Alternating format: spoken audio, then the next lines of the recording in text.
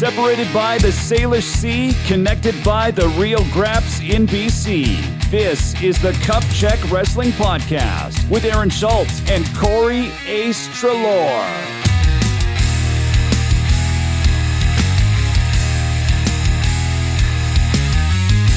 Cup Check Wrestling on a Tuesday? And it's daylight outside? What a weird day. Aaron Schultz, Corey Ace Trelaw here with you later, but not too late, hopefully. Ace, I can't believe we're finally here. It's a bananas weekend for the both of us, but what exactly did you get up to? And we just need to explain the lore of just how we got here, I suppose. Yeah. You know, it's what was tough about this too is I felt like there was kind of a lot to talk about this week, especially developments over the weekend that I really wanted to get out. But yeah, it's been a busy one. For those who don't know, my fiance and I celebrated our second anniversary on Sunday, so we were trying to figure out a time window to, maybe I could do it like before dinner or maybe a little bit after. But it's just the one thing I'm learning about in life as I get a little older is Brooke always makes fun of me for this too, is I say it's always something, and it really is. It is just always someone to see, something to do, something to finish. It's work. So that took me out for a regular Sunday recordings. Other than that, it was a pretty good weekend. Went to Cactus Club. The blackened Creole chicken's been a guilty pleasure recently. That's just insane. It's like, oh, I think I've had it like the last three times that I've been there, and it's never not just amazing. The weekend was pretty good. Friday, actually, I got a chance to check out Western Edge Theater here in Nanaimo. They were doing a show for it's called Clownfish. So I'm pretty sure the run's done now, or there's a couple days left. But I was really happy I got to get in to see that on Friday night. But yeah, it was a pretty good week. Just super busy and behind on school. So there was that catching up, but that was a pretty good weekend. How about you? First of all, before you start praising Cactus Club, we need to have that sponsorship money in, brother. I mean, what do you... Yeah, I was just thinking that I probably shouldn't, I should have said, like, maybe the chicken, I'll give them the First free one's endorsement. free, Cactus Cup. Yeah, everybody gets one. Yeah, Everybody gets one, yeah. And second of all, I think I maybe have asked this previously, but look at you and Brooke. Your anniversary is like a week or so after Valentine's Day. What a worker Brooke is. No, we're not going to have our anniversary on Valentine's Day, dude. We're going to officially date the week after. We're going to have 2 romantic dates in 2 weeks. Jack. Which we found out was actually, I won't say exhausting, but it was a little bit much, just in the sense of like, there's so much back to back, which was actually kind of nice in that sense though, because what was it? When I went up to the mall to do some shopping, I was able to knock out, get 2 birds stoned at once and pick out both gifts because it was so quick in between. So there are some benefits to it. I guess when we get married, because we're looking at spring, summer next year. So hopefully that'll give us a bit of a bigger window between the birthdays and the. But again, like I said at the top of the show, it is always fucking solid. You can say it's, put them all together, it makes it easier, spread them. Doesn't matter. I'm always going to be busy, and I'm not going to be able to watch my wrestling right when I want to watch it. So that's the lot I've accepted in life, though. In the interest of fairness, I was also unable to be a little bit flexible as well, because we usually try and record on set on Sundays. We always try and have some flexibility where it's like, oh, okay, we can't do Sunday, something's happening. So normally I'd probably be free to be a little flexible. We were thinking about maybe Saturday. However, I picked up an overtime shift at work, and so I like money. I like my coworkers. I like banking time off. So I was already in the middle of doing that, and I said, "Is there anything later tonight?" And you mentioned, "Buddy, staying over because we got Canada USA early in the morning." Oh, Sunday. There was that too. I forgot I didn't even mention that part of it. Yeah. And so I woke up. I mean, like many of us did, but it cursed us, especially here on the on Pacific time. I got up at 4 a.m., cracked open a can of Celsius, and woke up early and got our hearts broken watching the States win. And then I had to meet up with a friend for lunch afterwards, do the usual chores, etc., etc.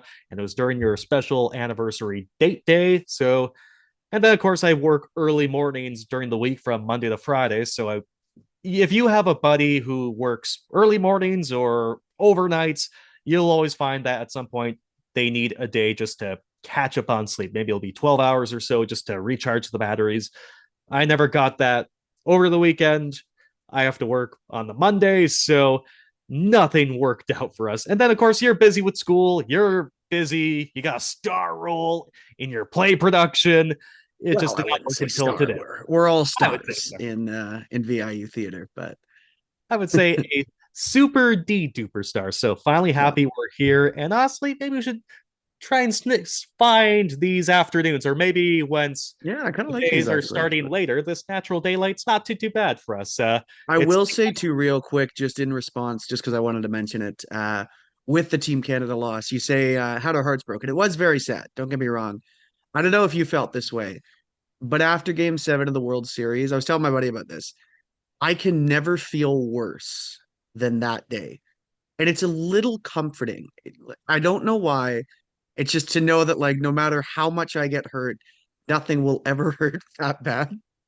Yeah. So in a weird way, now I can watch these things and just like, because traditionally with the Maple Leafs or whatever, you'd watch something, you'd get your heart broken, you'd be like, oh, it's nice to know that I'll never get that mad. I just hope I get that happy again. That's the real test. Yeah. But I will never be as sad as I was on November 1st and 2nd. Or sorry, 31st and 1st. Yeah, God. I mean, even I'm thinking back because I'm a Vancouver Canucks fan, or in a complicated relationship with the Vancouver Canucks. Going back to 2011, I thought that'd be peak heartbreak for me. But yeah, the Jays Game 7 just turns out it does get worse. It does always get worse. Maybe it still will. But yeah, so many chances for our boys in blue to win that World Series. But so maybe that's why it's a little bit more different than the Canucks, who are kind of limping into that finals. And then there's conspiracies out there.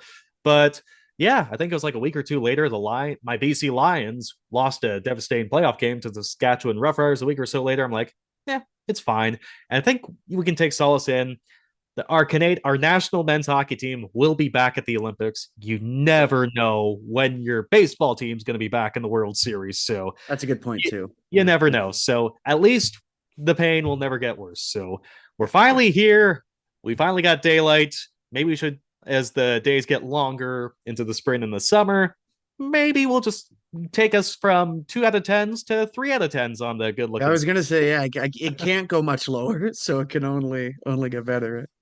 Alrighty, well, can't avoid the inevitable here. So we're gonna talk a lot of wrestling today. It was we got clarification on the direction of WWE Elimination Chamber. It was a huge week for AEW and Angles on the road to Revolution. However, look, Ace and I, we don't divert away from tough topics, and wrestling is sort of our playpen of life, per se. Like, it's your way to kind of escape from the news cycle that perhaps you may not want to be tuned in all the time, but sometimes the news cycle just gets into your realm of the world, I suppose. So to preface all this, so we've mentioned before the lawsuit against WWE's former CEO and chairman, Vince McMahon, and WWE itself. A former WWE employee, Janel Grant, alleged that she was the victim of emotional and physical abuse, sexual assault, and sex trafficking.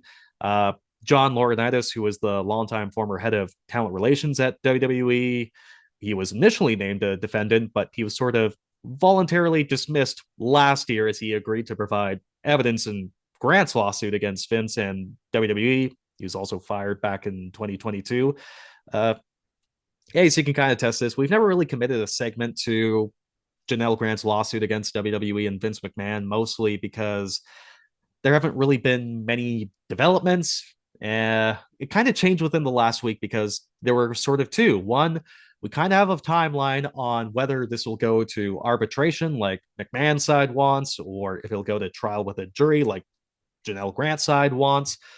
And then, of course, if Janel Grant made her first public appearance since filing the suit nearly 2 years ago. So before we get there, we need to go over the lawsuit and the events leading up to it and how it can still impact WWE right now, even though Vince McMahon is no longer around. we don't need to go into every detail because the language, quite frankly, no reference to Vince intended. Like, we're not traditional public radio, this podcast. I still quite don't feel comfortable like saying some of the language that's in this lawsuit because it is quite vile, and it does include text messages from Vince McMahon and really colorful language, to put it lightly. It's not something that, say, if you're a survivor of sexual assault, you'd want to hear, or that if you're listening to this with in an open plain space, like if you're driving the car, if you have it at home and you got folks that may not want to hear this, it's not the most user friendly, but thankfully Ace and I were kind of in agreement that we kind of need to go over the context of the case to set the table to discuss sort of the updates and the developments over the last week. So quick editor's note, we'll post timestamps in the description for anyone who wants to avoid this portion of the podcast. We'll include trigger warnings because topics such as sexual assault and suicide will be mentioned. We'll also throw in the links for the Ending Sexual Violence Association of Canada and Victim Link BC. If you are a survivor of sexual assault and listening to this, we'll throw those in the description as well. And of course, if you don't want to listen to this portion, we'll have the timestamp stamps in there, and hope to see you again in a couple of minutes here. But before we go over all this context, Ace, is there sort of anything you want to add? It's not something we'll necessarily shy away from. It's out of our comfort zone for sure, but is there anything you like to add before I go in? It may take a few minutes here. Yeah, not really. The one thing I did want to quickly mention was, you kind of prefaced it too. I don't necessarily think we're the best to kind of, divulge or kind of give, whether it's like we'll probably shy away from a lot of opinions on it, but I did kind of debate, like, should we bother? It's one of those things though, especially in this realm, that it's really hard to shy away from. Um, Even if we don't know what to say, I think it's good to have a disc, because let's be honest, it's going to be one of the biggest stories coming out of this week in all of wrestling. Obviously, it bleeds outside the bubble of just professional wrestling, and now with Vince not even uh, being an active member in WWE, but it's so interwoven into the fabric now, I think, of this culture in especially WWE. So yeah, it would be, I feel like it would be difficult not to talk about it, or just, kind of glaring omission. So Yeah, yeah. and as we continue to get developments down the road, we'll be sure to touch on those. So, but of course, we're coming into this 2 years after this lawsuit was initially filed, so there's a lot of context and catch up really to inform our, because we do have, like, say, you know, viewers, listeners who this isn't, we don't know this, or perhaps they don't know this like how we've been following it over the last couple of years. So it's a way to kind of provide the context and then obviously take a look at the updates as they come. So yeah, other than that, first, before talking about the contents of the lawsuit, the whole thing really started in June of 2022. The Wall Street Journal reported that WWE's board of directors was investigating Vince McMahon, who agreed to pay $3 million in a non-disclosure agreement with a former employee who he had an affair with, which ended up being Janel Grant. A spokesperson said that the relationship between the employee and Vince was consensual. About a month later, the Wall Street Journal reported again that McMahon made more than $12 million in payments to four women, all of whom were involved with WWE over the course of 16 years to cover up allegations of sexual misconduct and infidelity. Later that summer, a Securities and Exchange Commission filing says that WWE disclosed another $5 million over two unrecorded payments made by McMahon. Basically, Vince McMahon resigned that summer amid all this because, we're not majors in, basically, we're not business majors, but you can't have a publicly traded company and make undisclosed payments. So Vince McMahon resigned. Triple H took over the creative for TV. His daughter, Stephanie McMahon, and the president, Nick Khan, became the co-CEOs. Later in 2022, the board of directors at WWE voted at the time to unanimously to not bring Vince McMahon back, although a month later, he was the majority shareholder. Vince McMahon removed 3 board of directors, added 2 supporters, and was sort of able to be voted back on. 2 board members resigned that day. His daughter Stephanie resigned shortly after. I would say Vince, well, it was said that Vince would be focusing on the sale of WWE and he would be involved with WWE's new media rights deal. Because really, if he, and because like we're not talking about the actual lawsuit itself yet, I'll get an editorial comment in here. If he came back just without those reasons, he knew the stock would plummet and more trouble would come. So to say, oh, we're looking for a sale, it's sort of your way to kind of get back into the fold, and seemed like he wanted to get back into the fold. So in 2023, WWE merged with Zuffa, which is the parent company of UFC. It's owned by Endeavor. And with that merger came TKO Group. The majority owner is Endeavor.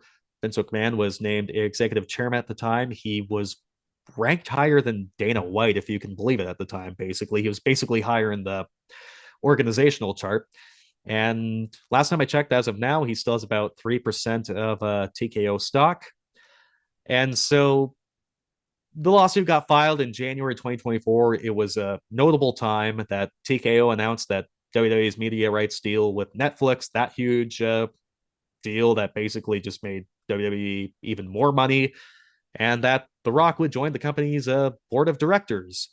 And so around that time, it was right before the Royal Rumble, the Janel Grant and her counsel filed the lawsuit, and sponsors were threatening to pull their sponsorship ahead of the Royal Rumble. And that's where Vince McMahon was asked by TKO CEO Ari Emanuel, who's like the head of Endeavor, and the president and CEO of TKO, Mark Shapiro. They asked him to resign. He was basically forced out. He did resign, and Vince McMahon has not been back in WWE since. Over 2 years now. It's crazy how time goes. I guess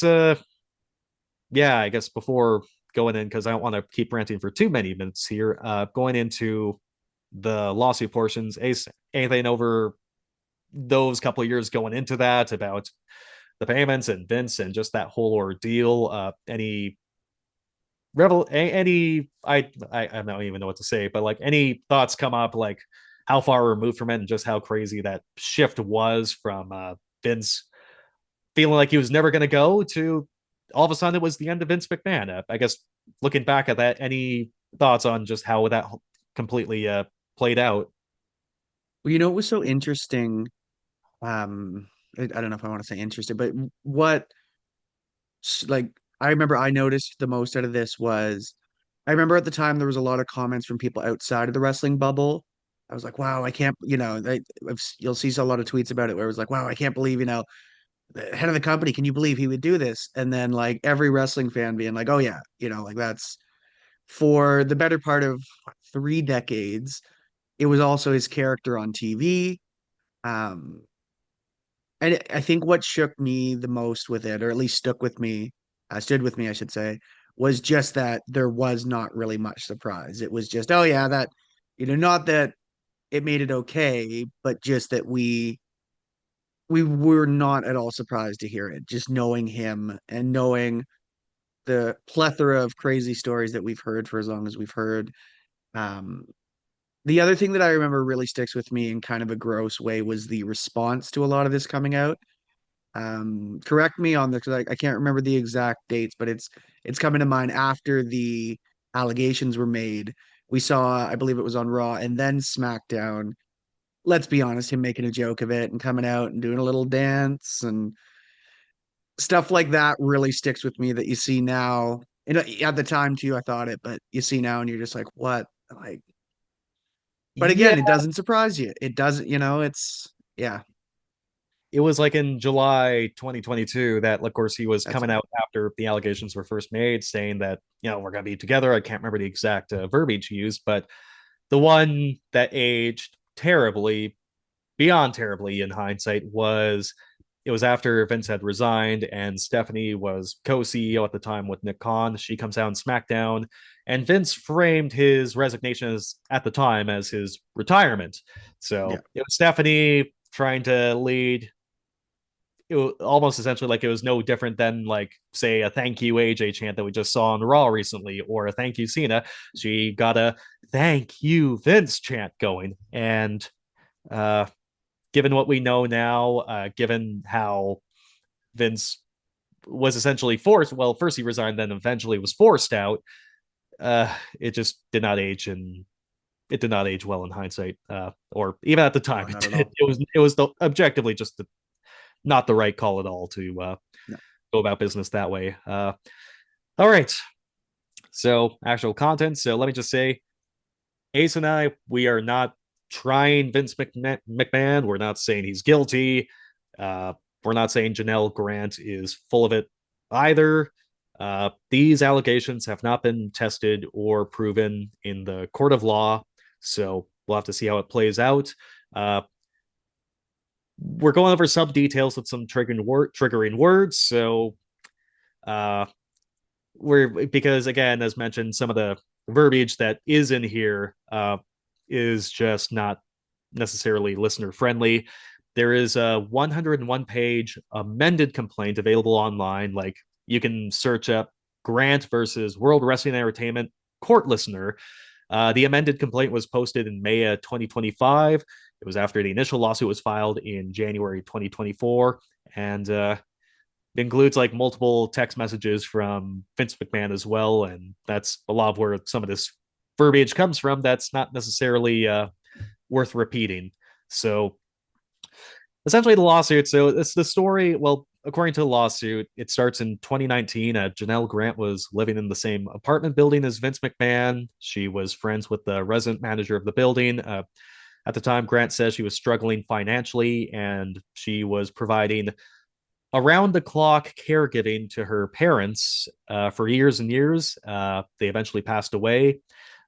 She was unsuccessful in finding gainful employment, and the resident manager messaged Vince McMahon to see if he could assist, and he did. He befriended Grant, allegedly, and promised her a position within WWE, with the potential of moving up the company ladder down the road.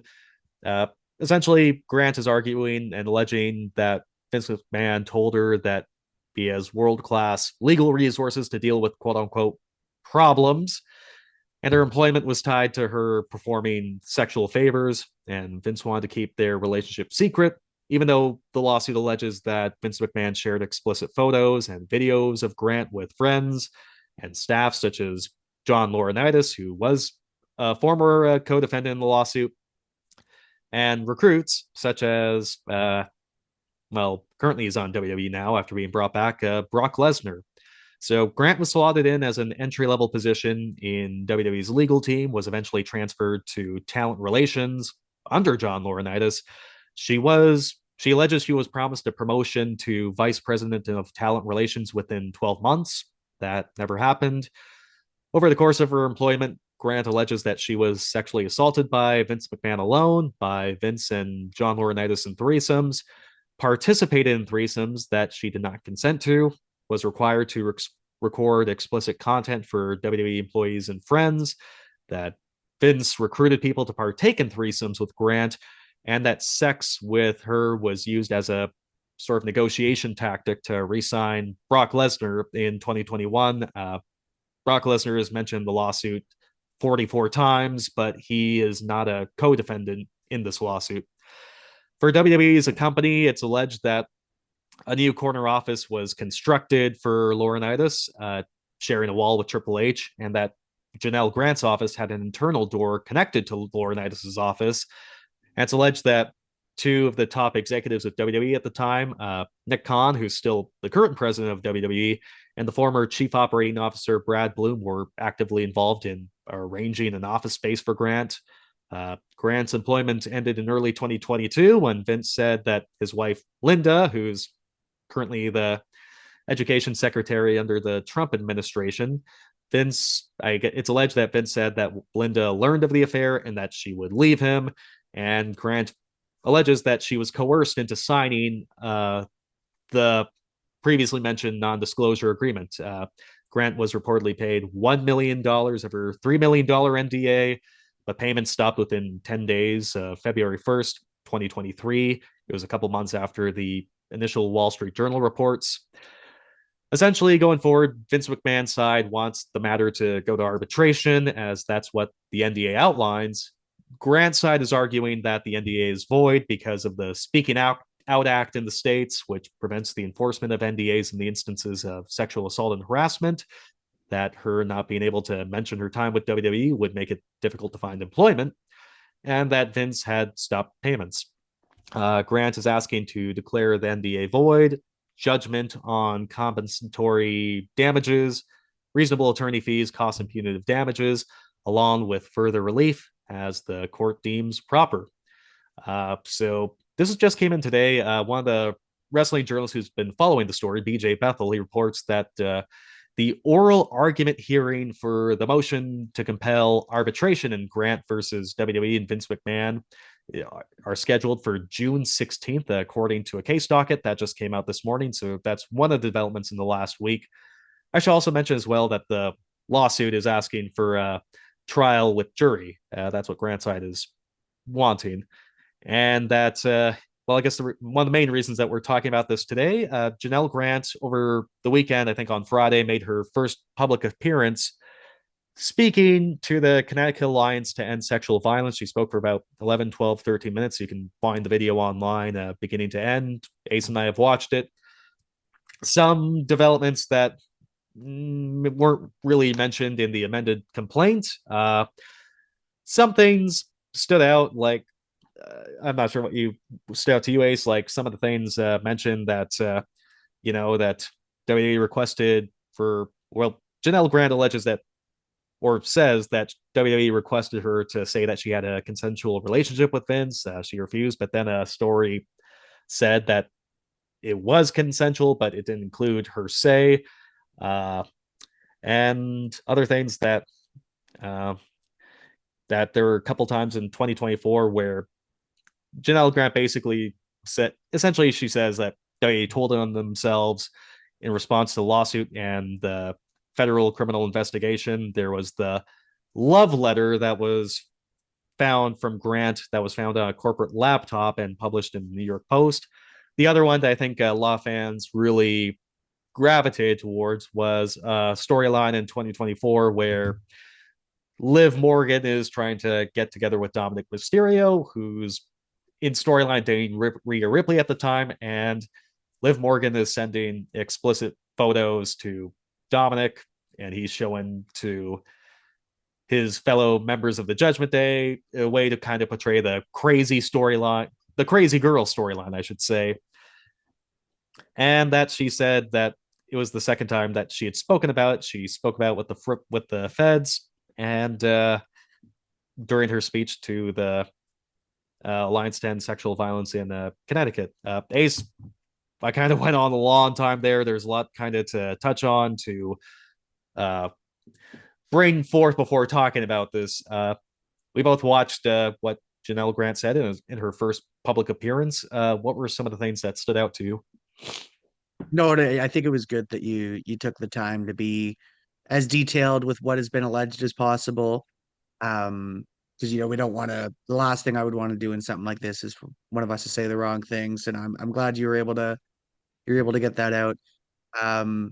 Not even so much the big stuff that came from the speech. The one thing that really stuck with me, just hearing it, just as a human, was the right off the beginning of it, when she had mentioned her suicidal ideation. And I don't know, for me, I just kept thinking about how tough it must be to have to come out and it become such a public thing. I forget, so correct me if I'm wrong here, but I forget who came forward to her and said it, but like, your life's about to change for once this goes through, and once this is public, everybody knows that's good, that's bad, that's everyone's got an opinion in our world today, right? So you're going to hear a lot from both sides, but just that anonymity is gone. you are there now. Like you are, not, I won't say a star, but your name holds so much weight now, and it crushes some people, and it led her to something unimaginable that so many people struggle with. But just, yeah, it, like, the bravery it takes to come forward and to hear her kind of even like joke about it in that, like, just, I'm so happy that someone who's allegedly gone through that is able to, you know, still carry on in whatever way you can, right? So that was definitely the biggest thing there, just to hear that story and then kind of hear her struggles, and I won't say made her stronger, but just, see her come out of the other side from that. So that's definitely kind of the big one for me. No doubt. And what you were sort of alluring to that she said that she got a call when the Wall Street Journal was initially reporting on this, that she had received a call from the Wall Street Journal saying that this is going to publish. And yeah, just the anonymity was kind of gone right there. She's like, I took it as she's implying that she wasn't the one to leak to the Wall Street Journal, and that, Hmm. you can kind of, this is where the editorial comes in. I'm not saying that this is, we're not trying anyone, but it's alleged that the payments for the NDA stopped like right before February 2023. And so that's why the grant side saying that this NDA, it's one of the reasons why the grant side says that this NDA is void. And I can't help but try and connect the lines that maybe they perceive that Janel Grant leaked to the Wall Street Journal. And that's why, oh, she leaked, she nullified the NDA, so we don't have to pay anymore. So, but in terms of just having your name out there, that's a thing too. I mean, you can, like, please read the laws. It's a tough read. Like, if you don't got the stomach for it, don't. But if you do, we can't do it justice. We'll be here all day if we're going through this like beginning to end. But one of the things was alleged that she wanted to stick around was because wanted to ensure that her reputation was okay, that she was promised the vice president role.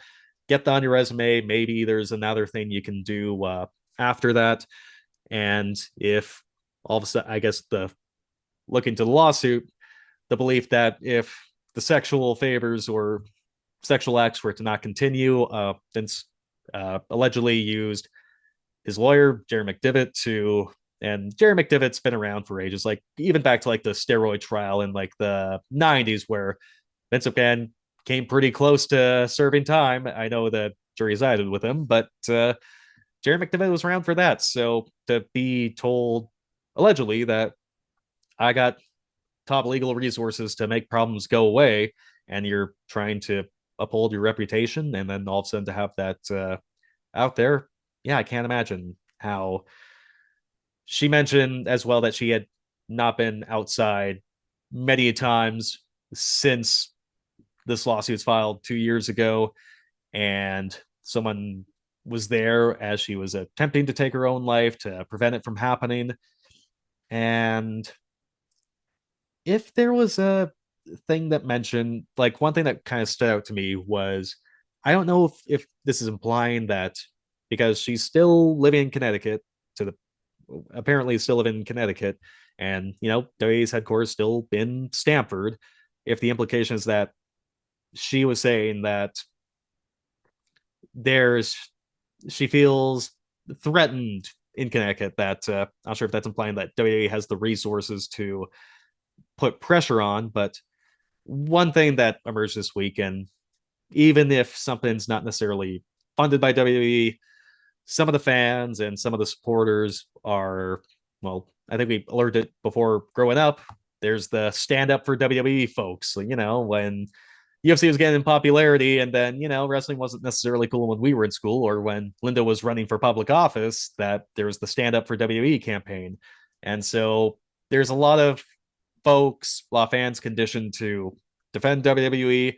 There's a lot of talents who are still loyal to Vince, even if they only been there for a couple of years or have long since been removed. And it kind of came to a climax just yesterday with Shelly Martinez, who's spent time in WWE and TNA, saying that Janel Grant deserves to get her ass beat. And that's just part of it, where it's just remarkably difficult to have your face and your name out there in these instances because she doesn't have necessarily all the resources to really protect herself.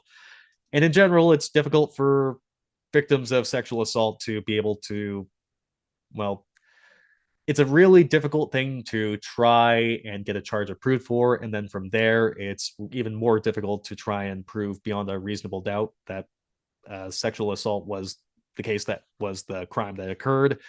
So, amid all those things, just for her to come out, and again, not trying anyone, for her to come out and to speak in that instance, having all the pressures around, and there's so much coverage on this case, and that WWE has a huge following, it does take a good amount of bravery to be able to do something like she did on the Friday. Oh, 100%. And the fact that, like you alluded to it, but you're going against such a machine. Like it's just such a conglomerate that that's overwhelming. And yeah, it's something that I'm glad that she had the ability to do, because a lot of people wouldn't want that. And again, I don't want to kind of turn this into what what it a lot of the discourse becomes surrounding these sort of stories when they come out.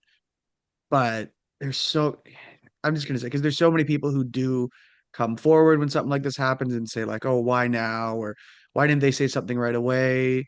um and you don't get the context for it, because there's so many moving pieces at play. And if it's something that, guess what, if they end up not believing you, your life is ruined, and then you're left thinking for the rest of your life, and for what? So yeah, that's kind of what I wanted to put on it real quick before we dive too much into personal thought Yeah, territory on it. no doubt. And like speaking of, so like about the whole timing of everything, so you know, they're around the same time there was an investigation by the Department of Justice. Like the feds were investigating Vince McMahon on allegations of sexual trafficking. Uh, that has that was dropped early in 2025 because this is my editorial comment. All of a sudden, there's a new administration in place, and the one who's the subject of said investigation is the husband on paper of the current secretary education, the current education secretary, who's in the inner circle with the president. And I'll just leave it at that. But during her talk on Friday, Janel Grant mentioned that she says that the Department of Justice reached out to her and her legal team before she could participate in the WWE Board of Directors investigation, as they were looking to all the previous instances of hush money. And Janel Grant alleges that the feds asked her not to participate because they wanted to investigate human trafficking and criminal misconduct, and it was not necessarily an employment matter. So, however, she says that WWE closed their investigation before she could speak, and that she's under an NDA, so she could not speak at the time. And additionally, saying that she claims that there's still intimidated folks working at WWE now. And I think this goes to one of my eventual talking points, that I have displeasure of how I believe WWE has not taken this seriously, has not taken this lawsuit seriously, even though they're a co-defendant. I would hope that there are folks not working over there that feel intimidated in that they can't be able to, I guess, speak up on anything that would make them uncomfortable. I suppose it's, I don't know, a little eye opening there for me. It is a tough, you know, I would, again, not to say that there's not responsibility there. So my thing is, when again, I'm not sure how to word this without it. I think it's really hard for a lot of the people who weren't involved and are just there to comment on it. And kind of what I get to is, it's one thing when you're in a press conference and you start asking somebody like Triple H, Paul Levesque, that's somebody with a little bit more intel. But there's been a few times where you've seen it where they're asking guys like Cody Rhodes, and it's, not that I don't see validity in the question. It's just I think it needs to be geared towards the right people. So I find that can be a little bit difficult to kind of navigate through. Yeah, and I remember, so we watched the Royal Rumble with friends. It was the Royal Rumble after the lawsuit was filed, and we were sticking around for.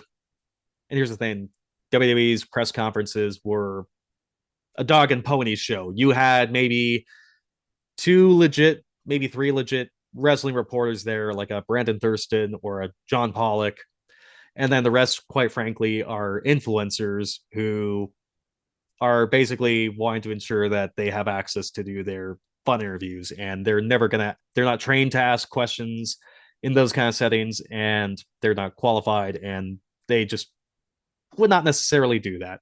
You don't stand up and applaud at a press conference. That's all I'll say. But during that, I was interested because there was no way that not one question was really going to be asked about Triple H regarding that. And here's the thing: let's see, I'm trying to remember. I think he's still on the board of directors. Wish I had that in front, because like the board is, because that's the thing too. WWE's board's changed. Like there's the TKO board of directors. So WWE's board was basically like, it's almost not remaining at this point. But I do believe at the time that's when Triple H was still, well, I think this would have been TKO. So a couple months prior, like he was still a member of the WWE's board of directors, to the best of my knowledge. And if you're, yeah, I would just be stunned if he had no idea. I mean, if when he said that he hadn't read the lawsuit, I'm skeptical, but it was within reasonable doubt because it was within 2 days, if I remember correctly. I think it was 2 days before the Royal Rumble. It was his response afterwards, and we were talking about, if the question was brought up, well, what do you want him to say? And I sort of regret trying to rush an answer because I was still trying to comprehend it, but really say something, even if you can't speak to the lawsuit. Say something like, okay, it's before the courts, I can't comment, but say something along the lines of, we're ensuring that nothing that would put our talent or women in a compromising position will happen within this company, because WWE is a co-defendant too. And that's the thing. Like, it's not just Vince McMahon being away doesn't remove WWE from any further consequences. Like, they're a co-defendant. Nick Khan is the president of WWE. Triple H is still the head of creative. Michael Hayes, who was allegedly on the production team that allegedly saw the explicit material of Janel Grant, she's still there. Bruce Pritchard, loyalist to Vince, is so many of those guys. So many. The structure that allowed it to happen is arguably still there. So give us assurance that if these events truly did happen, that it would not happen again, or would just not happen ever. And instead of giving any sort of assurance like that, because yeah, he's not an executive, or he's not a top executive, I should say, but he wants to be their Dana White. He wants to be their mascot. He wants to be their face of the franchise still, even though he's got the pen. And he didn't want to touch on any of that. He just wanted to talk about, how successful, how great the business is, how much of a good show we put on. He basically gave the equivalent of, shut the fuck up, let me play with my action figures. And he just came across like Roman Roy. He came across like a very unserious person. I understand why he never really got to inherit WWE, and I was really disappointed with that. So just take this seriously. Like this, I guess that's how I'm kind of left disappointed, like that. And I'm happy that Janel Grant kind of viewed the Dominic Mysterio, Liv Morgan story kind of similarly, because even though Vince McMahon's not there, it's been a tactic used by WWE previously to try and delegitimize their enemies. Like, you can go back as far as IRS, for example. You can go to the right to censor when it's, about, like, I think the Parent Advisory Council, I can't remember, like, the ones that don't, the council, I can't remember at the top. The FCC? I don't think it's the FTC. No. The ones that, like, like the height of, like, Family Guy's heyday, where they don't want it to be shown to kids. I'm pretty sure that's the FCC. Is it? I can't remember if that's the FCC. Not to take us out of this because it's pretty serious right now, but I'm just the Eminem. So the FCC won't let me be. I think it's the FCC. I'll figure something out. Like, I'll do a little search. We'll figure something out. I'll make a quick little mention of that afterwards. I'll do a search while you're talking or something. Or, you know what? The most recent example, or the one that just was so black and white to me, was back in 2009. The Denver Nuggets were a little bit further deep in the NBA playoffs, and they had a priority over their arena. It used to be the Pepsi Center. I think it's called the Ball Arena now. But the way the playoffs worked, it was supposed to take place on an episode of Monday Night Raw that was being shown from that arena in Denver. And so the Nuggets had priority. The owner, Stan Kroenke, said, nope, our team needs to play. And Vince McMahon relocated Raw to Los Angeles, the home of the Lakers, who the Nuggets were playing, and portrayed himself as the angel, portrayed Denver Nuggets owner Stan Kroenke as the devil, and then put all the heels in Denver Nuggets uniforms and all the baby faces in Lakers uniforms in a tag team match. So it's a interesting tactic knowing the that has politics been, about it because, like, I remember when I was a kid seeing that and just being like, oh, like they're in LA, right? And then it's interesting seeing that something like that with an adult eye. yeah, it's just so. Even though you can say Vince McMahon's not there anymore, Triple H learned under Vince McMahon. He's the head of creative. Bruce Pritchard is there. It's just this is a WWE playbook, and I guess that's the thing. Like, if this, that's why WWE is a co-defendant too. Like, if the structure is in place, if this did happen, who's to say it can't happen again if it did happen? And or at the very least, give us the reassurance like this will not happen. And I felt that Triple H at that point didn't live up to the moment, and I still think from the outside looking, WWE hasn't taken this seriously, and I want this to be taken seriously. It's a You know serious what's matter. Yeah, 100%. You know what was funny? I didn't really think about it until you just mentioned it there. Because when I first heard the parallels drawn to Liv and Dominic, I'm not gonna like I did kind of think that might have just been a coincidence. But you had mentioned something interesting about the portrayal of the crazy girl. And hearing that definitely makes me think a little bit more like there could have been a little bit more foul play. Again, it's who knows. Um, but it was interesting the way you worded it there, where I kind of saw like, you might be, I could see at least where you were coming from with it. The other thing I want to get to really quick, is just how weird those fucking pressers are, if we're being 100% honest, because Yes. it's not kayfabe, it is real, and you'll get those. And then, you'll hear something like a question like that come up where it's, have you had a chance to read the document? And then the next thing you'll get is, Cody, how did it feel to defend the championship? Like, you got Roman at Mania, and it takes you out of like, I would rather a Raw talk where or whatever post show they do where it's all kayfabe, or where you do a legitimate one and it's no kayfabe, because it's a weird blend. And I know wrestling's weird because it's the nature of it is that it's real but not real, but it's yeah, I don't know. I've never been a fan of the press conferences because of that, where it's just Yep. it feels so illegitimate. And then in the next moment you get something real like that and you're like, oh shit. And next Mm, thing you know, so yeah, it's a little strange in my book. it is. And of course, they changed that format. And I'm happy you remind me of that because it reminds me of another reason of the whole take this seriously take that I want this whole take this seriously take that I have. Uh, so, of course, those press conferences change into a different format where it's almost essentially what you mentioned. It's almost like a Raw talk slash press conference, but it's just Triple H talking to panelists. That change was made when WWE brought back Brock Lesnar for SummerSlam. Gee, what great timing. And here's the thing, like, we can't emphasize enough, Brock Lesnar is not a defendant in this lawsuit. As it stands right now, Brock Lesnar has not committed any crimes in the matter. Like legally, he's not a defendant here, but he's mentioned 44 times in said lawsuit, and it's alleged that, and Vince McMahon, from looking at the text messages that are provided in the lawsuit, Vince McMahon copied messages they received from Brock Lesnar. It's alleged that they were planned. Well, it's alleged that Janel Grant sent explicit material to Brock, and that plans were made for Brock Lesnar to have sex with Janel Grant, and that it was alleged that it was a negotiating tactic in a sense for Brock Lesnar to re-sign in 2021. And you know what? At first, I thought WWE was planning to take it seriously because Brock Lesnar in that Royal Rumble was scheduled to be at that Royal Rumble. He was supposed to get eliminated by Dominic Mysterio. He was supposed to have a match with Dominic at the Elimination Chamber show in Perth. He was supposed to wrestle Gunther at that year's WrestleMania. That all got thrown out the window. And then for a year and a half, he was held, like, still being paid, but nowhere to be seen. And then this case is still open. Here's the thing. We're not even at the arbitration argument oral hearing yet. This case is still open, and they brought him back. I just can't take it seriously when it just shows, to me, they're not taking this case seriously, and that's very troublesome.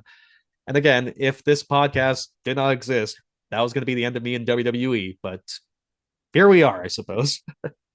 Maybe on a bit of a lighter note with Brock too, even just the fact that like since being back, I don't know if you're feeling this recently, but like it's it's such a weird move because it feels very unneeded. It, maybe you could have made an argument 5, 6 years ago, like, well, he's, one of the biggest names in the company. And it feels weird now. It doesn't, I don't know, maybe we're a little older, we're a little more jaded. We've seen a lot of stuff, but I don't feel that like box office draw regardless with him anymore. And I don't know if that's because of, the allegations. I don't know what that is. But it feels different. I mean, we haven't had a chance to talk about this. I don't know if you saw the video from the Rumble just 2 weeks ago, 3 weeks ago, where he just said, just throw me out. And it's Yep. like, what? Like, so, kind of bit of obviously a segue from some serious stuff there, but it just, even in the best of circumstances, if these allegations weren't there, bringing Brock back, I feel like in 2025 now, when he just, he'll always have the name associated with him, but it doesn't hold the weight that I think it would have in the years prior, regardless of the allegations. All those attendance figures that they've touted over the last year or two, and you can say, okay, maybe if this is, and again, I would never do this in a million years, but say if this is 2015 or he's just coming back from the UFC and he's a star and there's a business case, I wouldn't do it. Maybe you can do it, but this is 2025. He had just, honestly, that like he put like a pretty good cherry on his career in his match with Cody 2 years prior. The torch is kind of passed. Cody's the new top star. Roman's another star, and all these characters are getting over. And you're filling how many tens of thousands into that stadium for SummerSlam? You're on John Cena's final tour, and I can't think of any logistically good reason they just brought Brock Lesnar back while this case is still open. And I just shrugged my shoulders. One thing quick, like we'll move on. We've gone on this quite a bit, and we do got some wrestling to talk about, I should say. I don't know how you feel about this, but I'll say just for argument's sake, let's say for argument's sake, this goes to arbitration, or for argument's sakes, Vince McMahon is found not guilty. There's no way he should be brought back. Just no. Like, no. Even if this is a non-guilty verdict, or say this goes to arbitration, first, just the dynamic of the relationship, that you have a relationship with someone and they're being hired or potentially or being shifted in departments or being promised promotions off of relationships. And then obviously to have that power dynamic and seemingly to have other parties involved, John Laurinaitis, no longer a defendant. He's providing evidence to Janel Grant's side as a peer review kind of way. Like that power dynamic's just not ethical, not appropriate. He's made millions and millions and millions in undisclosed payments. You can't do that when, I know it's the TKO way of thing. Like, it's TKO, he wouldn't be the number one guy, but he has shown that promise, like has shown that, and he's been fine. Like the SEC has charged him for that, for not disclosing those payments properly. And then even if you want to say, Aaron, it's just white collar crimes, just white collar stuff, nothing too serious or whatever. Let's just say if you're like Triple H and you say, shut the fuck up, let me play with my action figures, just let me watch my WWE and nothing else. I don't care how the sausage is made. Even if you're like that, even if you want to take away all that context out, I don't want to talk to you, but let's just say for argument's sakes, look at the last couple of years of his work. Do you really want this guy back in any way, shape, or form? Like, I know folks are upset about like sponsorships being on the ring and the tables and losing maybe some of the way, like losing some of the video packages you may have loved previously. You really want this guy with no long-term storytelling that tears up the scripts to Raw every week, can't create a top babyface? You want this guy back? Really? I just can't see it. I don't think this guy should ever come back. He's even older than when he was forced to resign. He's not getting younger, and he was already insane back then as someone who had the pencil and who was doing creative. I just can't think of any logistical reason why this guy should ever come back. And we'll see what happens in court, but that's where I stand. Like, he shouldn't be back at all. I see it playing out in the real world political realm. The consequences of if somebody comes back. I mean, we see it every day now, especially now with the majority government. That's for another podcast in another universe, though. Um, that was an important clarification, I think, that I wanted to make with you too. Because when you say back, do you mean like I don't ever see him back in the sense of like a weekly, right and raw, right? Do I see at some point, let's say perfect world, he's acquitted, if um do I see them, putting him in like maybe not a Hall of Fame because he's always said no Hall of Fame, but do I see them using him on TV? Absolutely. Not that I'd want to see that, but I feel like they've flirted with it in the last years. I mean, correct me if I'm wrong, but I'm pretty sure they used a video for him during the John Cena retirement, which fortunately, as much as I love John, that was what made him the most emotional. Um, yeah, I would never, and I'm sure a relationship that like somebody like a John Cena had with a Vince, it was just strictly like, wow, this he was a great mentor to me. And not to knock that relationship at all. That absolutely does not mean they're not capable of other stuff. Um, but yeah, I don't know. I don't ever see him back in the realm of like a weekly right and raw. But do I see them absolutely honoring him in some ways at some point? I mean, it's been his baby for the last what 30 years since he bought it from us. 40 years now, the 80s. God, we're getting old.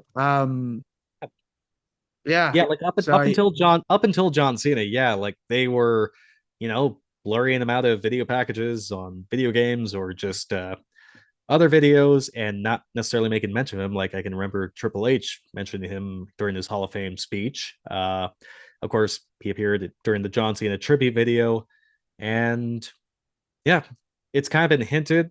And I mean, clearly, the only other example I can really think of was, I mean, he wasn't mentioned, but with the Punk and Drew feud when he said I was the chosen one, and he wasn't mentioned, but it was, oh yeah, who said it? Who said you were the chosen one? That's kind of it the was only other implied, yeah. example I can really think about it. But Yeah, and like quite frankly, it's like the way they brought Brock Lesnar back while this case is still yeah. open. Again, what I would do, and what TKO would do are two entirely different things. I figured, but I I can't think of anything that would make the company look good. I can't think of any realm in which Vince coming back to WWE in any way, shape, or form would make the company look good. And yeah, it's just the way it is. I mean, of course, like we'll know more. The next development will come in the middle of June there with the oral arguments about if it goes to arbitration or not. But that's where I'm standing. Like it's it's time for a new era. It's Which is good because we're getting them by the week. Um, I think the biggest thing for a lot of people is with the satisfaction, so I should say, that they have with the current product. You look back on that time with a bit more, I think, of a rose tinted glasses. Mhm. Um, and I think a lot of people have forgotten about, a lot of the stuff that not even just, logos and Slim Jim ads on your tables, but it's just a lot of, like it was garbage in 2019. Like they came out and apologized for how bad it was, and then they didn't change anything.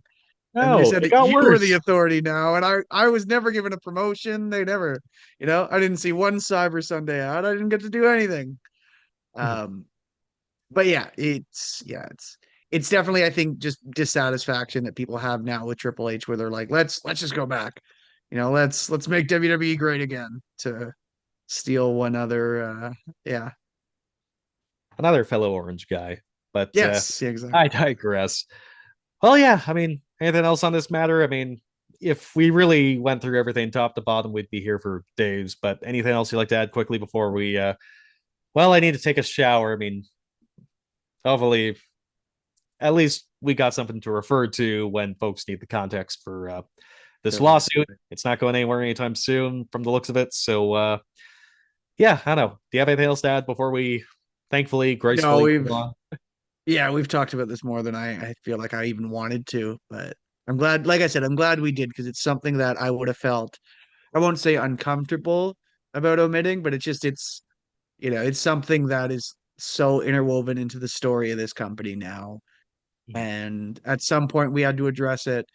And I honestly felt like with Janel Grant coming forward, this was the perfect time too. So Alrighty. And one note. So the right to censor was a parody of the Parents Television Council. That was okay. That's yeah. So there we go. One more omission perfect. We got that fixed one. before moving on. So on the opposite end, to make us feel better, let's talk about our local independent scene. Let's give some plugs. Let's get some dates in Nice here. hard segue, hey? God. Why let's talk about our weekend lore to, That's a good know, point. the biggest story in pro wrestling over the last couple of years to our local indies. Nobody does There it you better go. than the Jack Wrestling folks, many Hell are yeah. saying. So, going to your neck of the woods, Vancouver Island Pro Wrestling, Friday, March 27th, from the Langford Legion in Langford. That's at 6:30 p.m. And then in Nanaimo, back to home base, Saturday, March 28th at 6:30 p.m. from the Centennial Building. Tickets are low on stock for both those shows. And then about a month after that, April 25th, a Saturday, 6:30 p.m. They're going to Duncan from Mellor Hall, the Cow X grounds. Again, that's Saturday, April 25th. And the big event, WrestleFest 3, Friday, June 19th, 6:30 p.m. A tables, ladders, and chairs match will be the main event. That's from the Frank Crane Arena in Nanaimo, Friday, June 19th. Going to my neck of the woods, Thrash Wrestling Grand Machismo, Saturday, March 14th at 7 p.m. from Moccasin Square Gardens on the Kamloops Reserve. Some stars have already been announced. Mexican Lucha Libre star Prince Tenali. Wonder how we think of my Spanish. Talking about Probably CMLL. wouldn't love it. Yeah. No, probably not. Featuring Dalton Rouge and KB6, the Rogue Canes. Oh, it's Rogue, not Rouge. I can't even speak English, let alone Spanish. Jiminy Christmas. Also featuring the Cheetah Bear, Drew Dawkins, the Vixen Jade, Danica Della Rouge, Sydney Steele, the Insane Luchador Gitna, Chase Degenhart, and the return of Hound Dog Hillbilly Draco. Friday, March 20th, Thrash Wrestling Dangerous Goods from Luso Canadian Multicultural Society in Penticton. Saturday, March 21st, Thrash Wrestling Maniacal Ends at St. Peter and Paul Ukrainian Orthodox Church in Kelowna. That's Saturday, March 21st at 7 p.m. And then finally, Thrash Wrestling Men in Tights. Saturday, March 28th at 7 p.m. from the Royal Canadian Legion in Osoyoos, going to the desert south. Boom Pro Wrestling for the shows that are not sold out. Saturday, March 7th, Kids League Night 6 from St. James Community Square. That's Saturday, March 7th at 8 p.m. And then we got back-to-back shows at the Commercial Drive Legion, third floor. First, Keys to the City, Friday, March 27th, 8 p.m. And then Coco Harriet Invitational, Saturday, March 28th, also at 8 p.m. And then finally to the Sunshine Coast, Boom in Powell River, Saturday, April 4th at 8 p.m. from the Dwight Hall in Powell River. And then finally going up north, Primetime Wrestling doing back-to-back nights at the Prince George Civic Center, Friday, March 13th at 5:45 p.m. and then Saturday, March 14th at 5:45 p.m.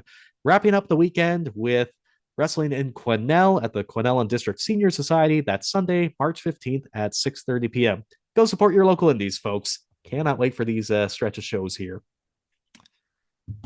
Alrighty, so let's talk some real graps finally. AEW, I don't think, because folks, if you love in-ring work, if you love professional wrestling, these last two shows on Dynamite and Collision work for you.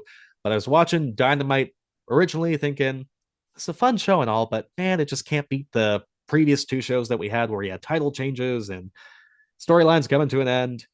However, they ended with probably one of my favorite angles of all time as a way to close the show. Swerve Strickland and Kenny Omega were having a hell of a main event in the main event of Dynamite. It's Kenny Omega's best. First of all, I mean, the moves are outstanding, but then the selling's outstanding. It's gripping pro wrestling. And then Swerve has a subtle little heel turn. He's pointing to his injured shoulder, I believe it was, pointing to referee Aubrey Edwards. Kenny Omega's going for the V trigger, his big knee to the ropes. Swerve pulls Aubrey into his way. She eats the knee. Everyone's devastated because everyone loves Aubrey. Swerve has like this subtle but sinister look on his face. He's extra brutal to Kenny. Eventually, he wins. Plenty of great kickouts. And then afterwards, Swerve beats down Kenny, effectively writes him off TV, like him with a swerve stomp on the apron, hitting him through the table with, let's see, was that Gringo Killer? I'm trying to remember exactly what put him through the table. Brian Danielson on commentary is doing a great job selling it. Like, Swerve, what are you doing? I thought this ruled, but there's a bunch of stuff that's going to be coming out from this. Ace, you catch Dynamite? What'd you think? Especially that ending there. Holy smokes. Yeah, no, that was a really good ending. Yeah, I was gonna say we joked about it a little early too, but those Kenny stocks going into Dynasty for the title might be dwindling a bit. But yeah, no, that was a really good match. And No, I forget it. I think we mentioned it last week too, but just the fact that they hadn't worked each other yet was crazy. Like that's wild. And they did a really good job this week. yeah, they delivered. And yeah, no, I mean, I was on such a high that, we're getting Kenny Omega challenging for the championship in Canada, in Vancouver, at the Rogers Arena on Sunday, April 12th, where us and our loved ones and our friends will be there.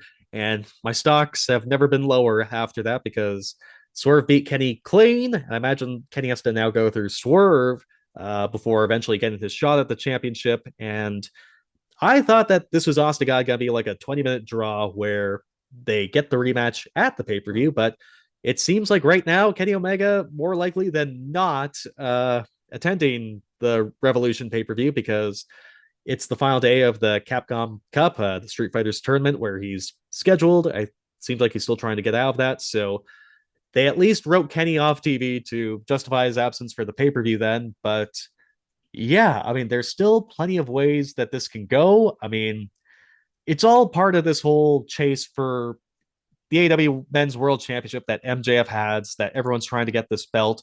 I think we're starting to see that it may not necessarily end with MJF losing the championship. It feels like a lot of these main event players could be chasing each other for a wee bit. How do you see the next couple weeks of television or a couple months of television playing out here?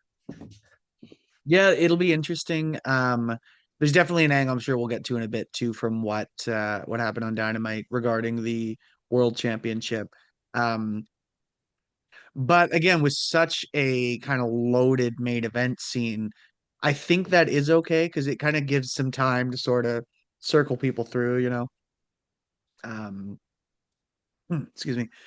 So because initially I did think with Kenny, I was like, man, like he's going away again, but you're right. I don't know if this will be for super long before he does come back to inevitably work Swerve once more. What was interesting about that to me too was I didn't see the heel turn coming. That kind of came out of nowhere for it. I think it's honestly I think it's for the best because that main event scene does have, with guys like Hangman and now Mox and like it is pretty babyface heavy. Mhm. So to me, it makes sense. It doesn't seem like completely out of left field, but No, I think going forward it'll be a good move for them. And whether, you end up doing Swerve with an MJF, or if he ends up working like Hangman again, I don't know if you necessarily go back to that right away. But there's a lot that you can do there, which is good because I see that kind of going for a bit, which is nice because it sets you up for the next little while. Yep. And yeah, it's just bold, and credit to them for being bold to pull the trigger because Swerve is such a big star. I mean, he was always kind of a tweener for years, even though like when he was the men's world champion for the first time, he was just finishing off an incredible feud with the Hangman, Adam Page, where he was the heel. And then basically Swerve kind of became a babyface by default because he was less evil than Samoa Joe and Hangman back in 2024. And then it comes to All In Wembley Stadium where Swerve becomes the heel because he's going to be losing the AEW Championship to Bryan Danielson. And then he has his match with Hangman and then he takes some time off and then he comes back and he's a babyface. So it's not an uncommon change for Swerve, but they did kind of give a little bit of a seed the week prior where Kenny Omega said, you're no longer like the most dangerous man in professional wrestling. That's Brody King. So maybe that's a way for Brody King to eventually be in this mix as well, because it's the two most dangerous men in wrestling. But then Swerve, after getting bitch slapped by Kenny the week before, there's a look in his eyes. And I'm just happy that they pulled the trigger because now, like, there's history with Swerve and MJF, and there's a lot of history with Swerve and Swerve and Hangman, I should say. And then there's history with Kenny and the Hangman too. So there's a lot of ways that this can go. So looking forward to how it plays out. Anything else before we go to the most talked about segments from last week's Dynamite? Want to end just because Kenny and Swerve were the main event. We'll go to this. I thought the lead of the story was, sorry to bury the lead. Any final thoughts on before we move on to the segment? Yeah. I was actually going to ask you real quick with obviously if Kenny isn't there for Revolution, what you see Swerve doing, because that's the only kind of question mark I think I might have currently of where you see his kind of direction going on the road to Revolution. Yeah, I mean, we'll have to see because I think we'll have hopefully some answers on Wednesday's Dynamite. First instinct, Brody Kane's going to be back on Wednesday's Dynamite after missing a Wednesday after his loss to MJF in Grand Slam Australia. I think Brody and Swerve is probably the path to go, to the best of my knowledge, at Revolution, given that Hangman's challenging MJF for the Men's World Championship and that seed was planted by Kenny Omega the week prior. That's how I see that going. And very quickly, I want to touch on we need Swerve as a heel, or it's useful to have Swerve as a heel because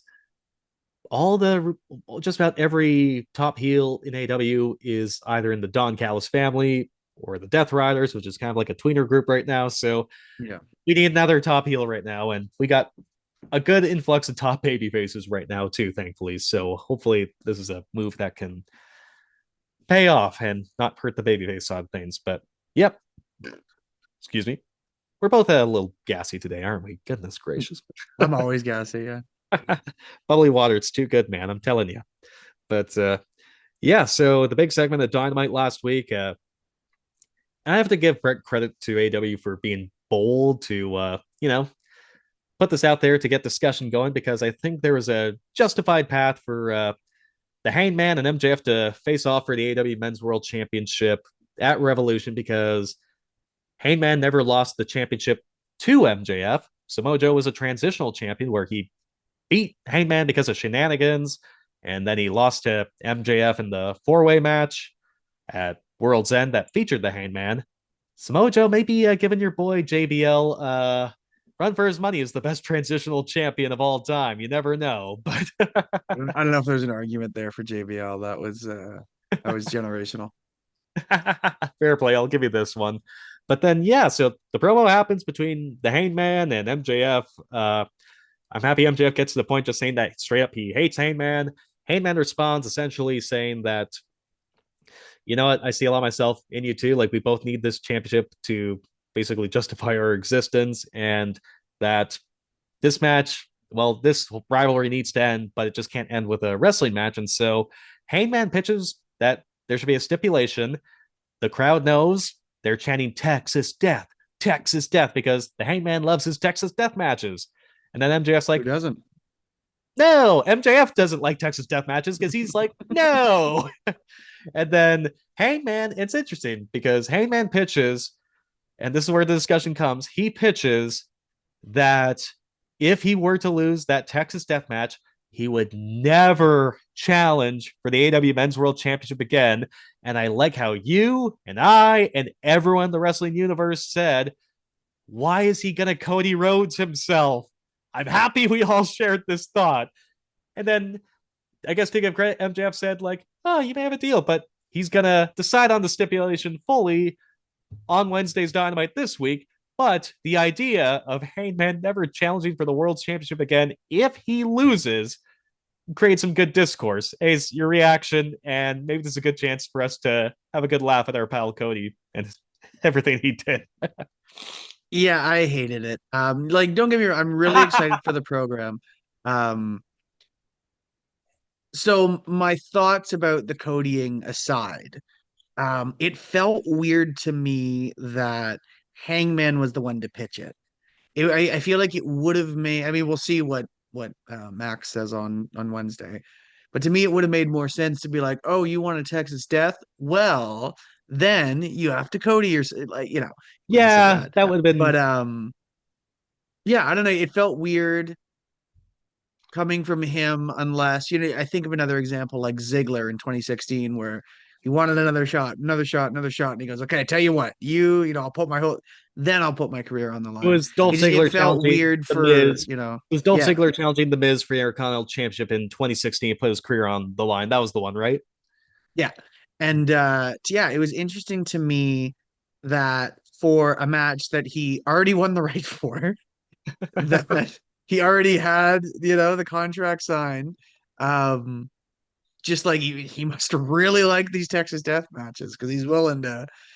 I don't know. So yeah, so there's that aspect of it.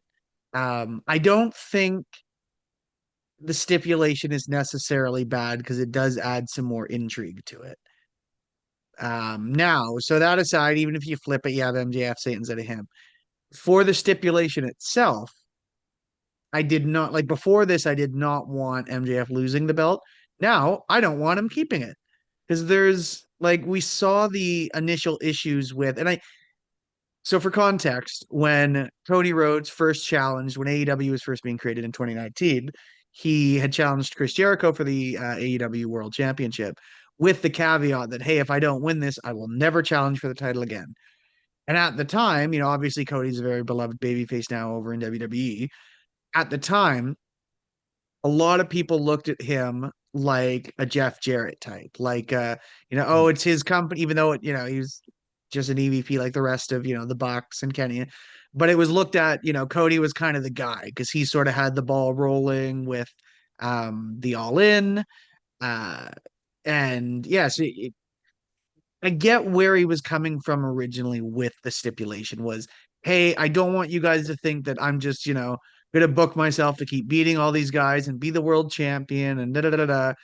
Even though that's what he ended up wanting. He wasn't going to be his father, for example. Yeah, he wasn't going to be his dad. He wasn't going to be Jerry Jarrett. He was going to be Cody Rhodes, damn it. And so I thought, okay, that's kind of cool. But we ran into so many problems with him as that current, like, we ran into so many issues of him just now being the gatekeeping to the world title scene. Because now anybody new that comes, well, guess what? You got to work Cody because what else is he going to do? And it really, like, again, I get where they were coming from with the stipulation at first, but they really kind of booked themselves into a corner with him, and he never really recovered. And then in the end, he ended up leaving, and he ended up going to WWE. He never wanted to turn heel either. He never wanted to turn heel, and we'll make the point about, like, you know, protecting the gimmick, because that's the thing too. What's if Hangman loses and Hangman's sort of like he's a top babyface in AEW, you may need the Hangman to be the AEW Men's World Champion as a babyface again someday. He had a lot of success in terms of pay-per-view buys when he was the champion. Like, there was a year-over-year increase. He headlined the biggest show last year. Fans were into his story. So to never have him as a champion, as a babyface, would just be kicking yourself in the groin. and then say, oh, well, say if he turns heel and he goes back on his word, well, then the gimmick's dead. Who the fuck cares? Because that's the thing where, if there's a retirement match and they come back shortly after, or a loser leaves town and they come back, or I'll never challenge for this, and then they go on their word, what's the point of gimmick matches then? And that kind of goes like, because give credit to WWE because of how often they went back on their stipulations.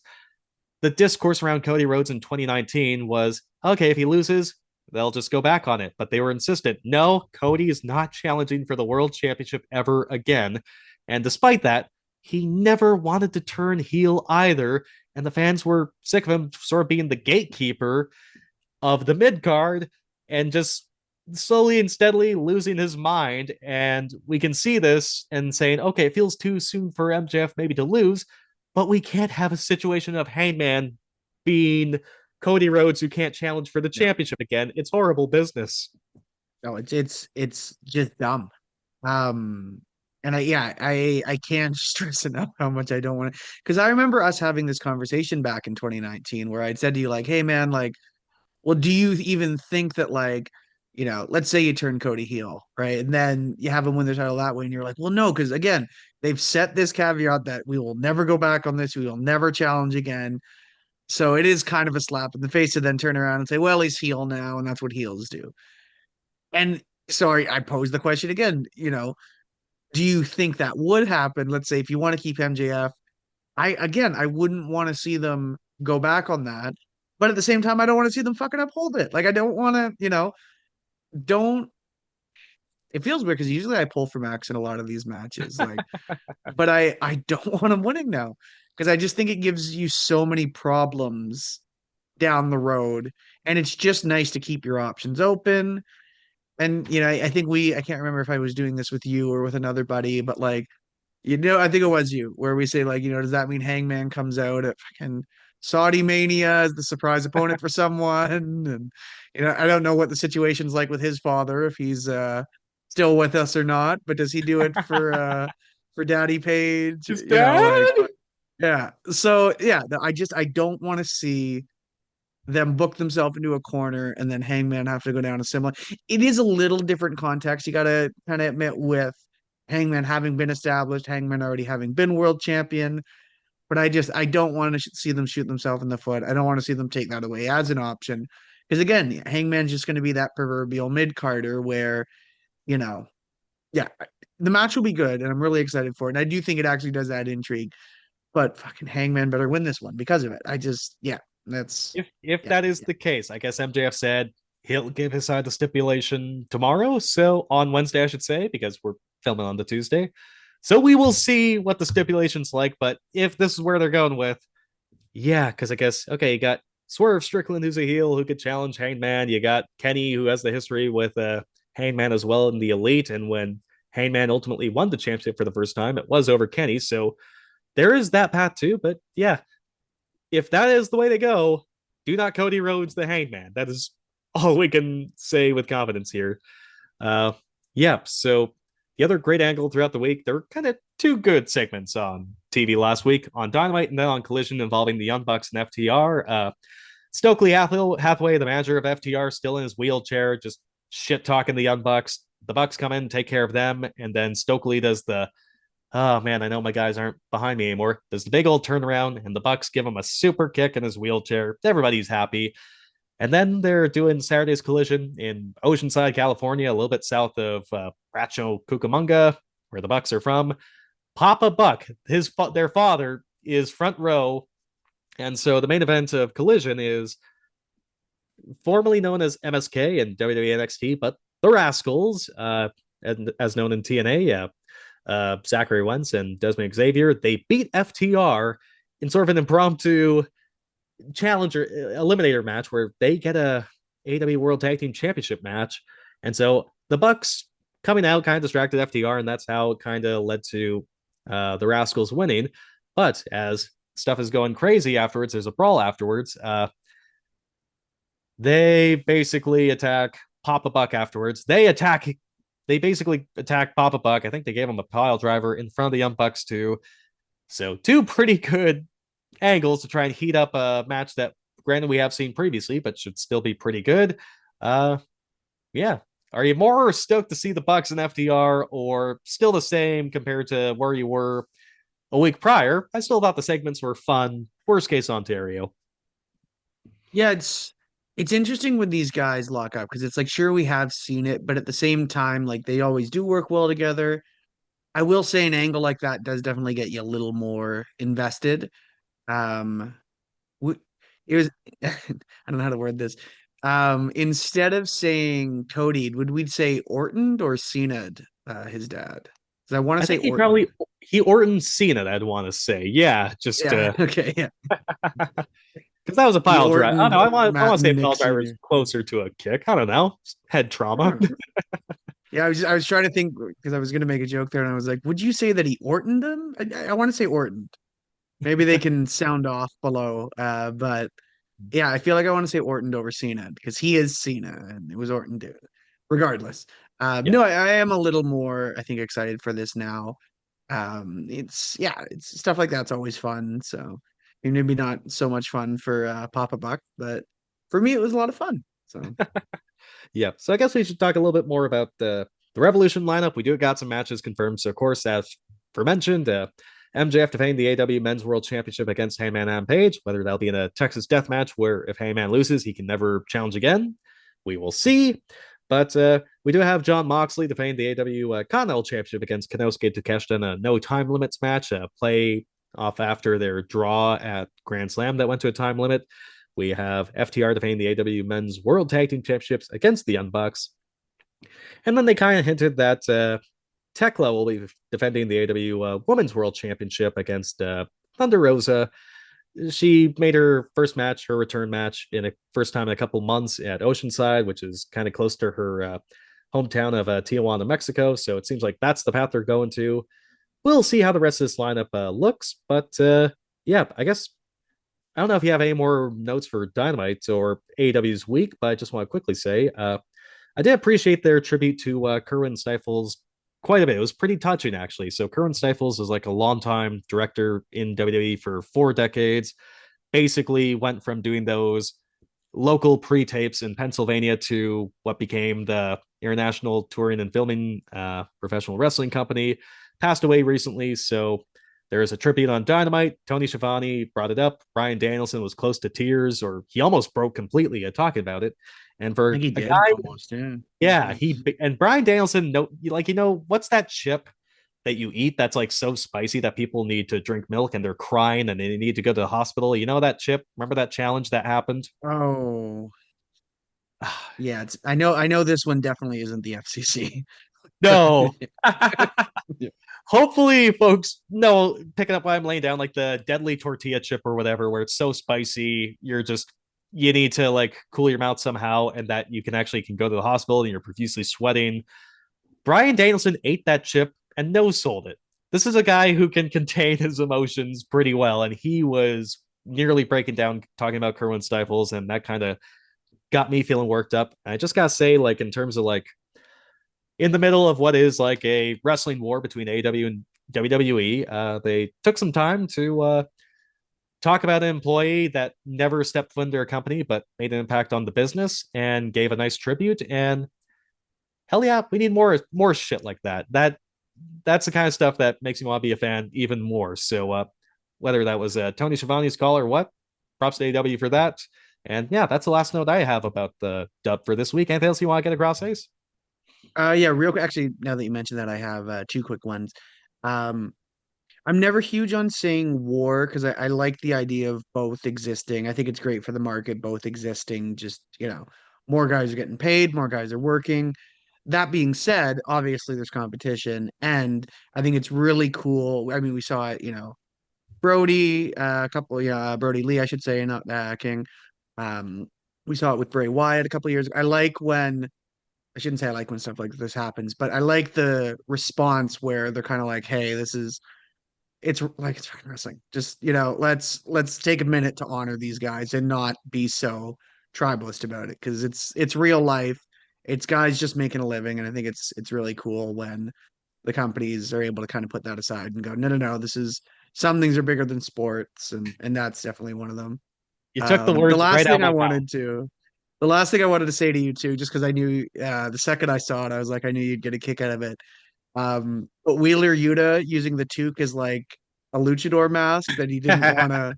That was amazing to me, and I just wanted to bring that up quick to see you smile there about it because I second I saw it, I was like, Schultze's gonna fucking love that. So I shed tears for him not keeping his skullet, but if he treats the toque like a lucha mask, he should yeah, do like a toque versus mask match at Arena Mexico, or he should take on Mystico in the States somewhere. I would die if, and that's the thing too. If he's bald, he can't be growing that hair back. He has to be consistently shaving that to have when it ultimate. comes off, I need to see it like a bald cue ball. I need so like I need to Rock see with a my T-tall reflection. behind him. Yeah, you know. So good. Yeah. Anyway, thumbs up to AEW this last week. WWE, I thought wasn't going to be too noteworthy a week, but the shows, entertainment wise, you know what, to each their own. But you know, we got some news. First and foremost, I guess I was going to start with having our ideas of what the Elimination Chamber match is going to be, but I think we have a new lead after last night's Monday Night Raw from Atlanta, Georgia, near the hometown of AJ Styles. I talked about my Kenny Omega stocks going low, not challenging likely for the AEW Men's World Championship. My AJ Styles to AEW dream is toast. Warm, buttery toast by the looks of it. He kept his gloves that he didn't drop in Saudi Arabia to drop him in the rain in Atlanta. Everyone comes out, gives him a round of applause, and The Undertaker comes out and says he's being inducted into this year's WWE Hall of Fame class. And essentially, our boy Alan, Uncle Alan, he's going to the Hall of Fame in WWE. He's probably got a Legends deal. And given the send off, got maybe that rubber arm twisted to not go to AEW. I don't know how you perceive that, but AJ Styles seemingly retired after tribute on Raw Monday. I gotta say, as much as I like to throw arrows to WWE's way, I thought the retirement ceremony for AJ Styles was pretty freaking great. Ace, what about you? Yeah, when they do these, they do a good job.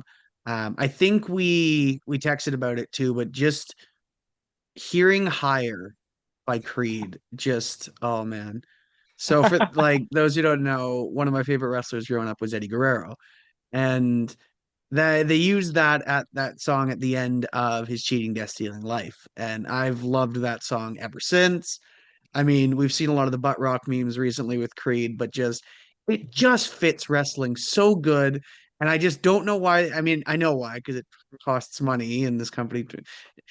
I don't know why they don't use stuff like this more often, because it was like it was written for a wrestling tribute. And Yeah, it like was fantastic. Just so great. Oh, yeah, because like when I asked you to find royalty free music for our intro to lead off the show, you went the post grunge route because dude, butt rock, it's just wrestling. It fits like a glove. There's yeah. so many good tunes out there, and yeah, I was because Creed and WWE are kind of tied in a way because you know the famous video package during 2001 where Creed's My Sacrifice would play, and I'm going to see Creed this summer at Craven in Right, you Saskatchewan. are. That's right. Yeah, they're headlining one day of a country music festival, but it's fucking Creed outdoors, of course.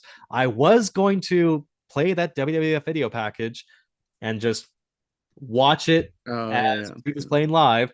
I think I'm gonna do that for hire now, but with AJ Styles video. I mean, yeah, I mean, they knock video packages still out of the park. It was nice to see the video of AJ Styles in TNA, how much of a focus there was. Like, yeah, you're kind of missing the New Japan and Ring of Honor stuff. There's nothing much you can do about that. But the TNA video was great, especially all of his matches and moments. It was great to hear Mike Tenay's voice, who was a Oh longtime man. voice for TNA. It's like, it's wild. Like, I know he was on WCW for ages, so, but it was just a surreal moment to hear Mike Tenay's voice calling AJ Styles and TNA on WWE TV. Yeah, I get I'll goosebumps. also say this real quick. I know I'm not necessarily one to talk, but man, what happened to JB? He's looking Oh rough. no, Oh, buddy, that brother, was a jump scare. Yeah, that got me.